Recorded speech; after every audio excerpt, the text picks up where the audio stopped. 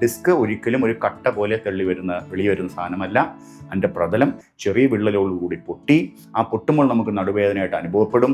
അതിൽ നിന്ന് പിന്നെ ഡിസ്ക് ഊർന്ന് വെളിയിൽ വരണം, അതിന് സമയമെടുക്കും.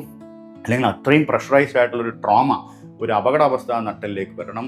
അപ്പോൾ ഈ ഊർന്ന് വെളിയോട്ട് വന്നാൽ അത് ഏത് നാഡീഞരമ്പിൻ്റെ ഭാഗത്തേക്ക് അതിനെ അമർക്കപ്പെടുന്നോ ആ നാഡീഞരമ്പിൻ്റെ ശിഖരങ്ങൾ എങ്ങോട്ട് ട്രാവൽ ചെയ്യുന്നു, അത് ഏത് കാലിൻ്റെ ഏത് ഭാഗത്തോട്ട് ട്രാവൽ ചെയ്യുന്നു, അവിടത്തേക്ക് വേദന ഇറങ്ങുന്നു. ഇതിനെയാണ് നമ്മൾ ഡിസ്ക് ബൾജ് എന്ന് പറയുന്നത്. അതുകൊണ്ട് തന്നെ ഈ ബൾജായ ഡിസ്കിനെ പിടിച്ചിടാം അല്ലെങ്കിൽ തിരിച്ചുള്ളിലോ കയറ്റി ഇറക്കാം എന്ന് പറയുന്നത് ന്യായമായുള്ളൊരു സയൻസ് അല്ല. ഒന്നാമത്തെ വിഷയം അത്.